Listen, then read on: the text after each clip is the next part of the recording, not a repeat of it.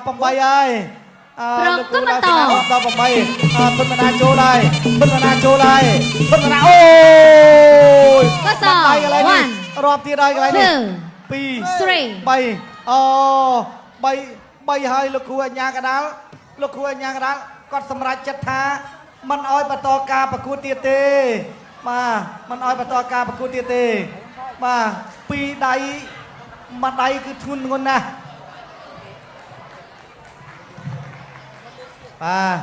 ឥឡូវនេះបាទប្រិមិត្តបាទសូមទៅចាប់អារម្មណ៍រូបភាពយឺតមួយសារទៀតហេតុអីបានជលកដាប់ដៃរបស់ធនមនាធ្ងន់យ៉ាងនេះទៅចាប់អារម្មណ៍រូបភាពយឺតបន្តិចបាទប្រិមិត្តបាទឥឡូវយើងទៅចាប់អារម្មណ៍រូបភាពយឺតសិន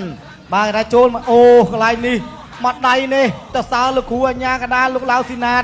គាត់លឿនមែនទែនហក់ទៅត្រកងជាប់បាទហក់ទៅត្រកងជាប់អត់ដោយក្បាលហ្នឹងគឺដល់ដីតាន់ទេបាទចឹងគឺជួយបានច្រើនមែនទែនណែធននាបឆោបប្រថុតកណ្ដាប់ដៃនេះគឺធ្ងន់ណាស់មកដៃនេះបាទធ្វើឲ្យលោកអញ្ញាកដាលគឺគាត់បញ្ឈប់ការប្រកួតតែម្ដងអបអរសាទរស្ដេចតុកែធនវណ្ណាបាទគណៈធិបតីជាទីគោរពអស់លោកស្រីនិងនាងកញ្ញាជាទីមេត្រីអបអរសាទរជ័យជំនះស្ដេចតុកែធនវណ្ណាមតនៈគុណខ្មែរជាគេដំណើរបំសោពីដូនតាមន់ឆ្នាំខ្លាំងក្លាអំណាចគុណខ្មែរមហានគរ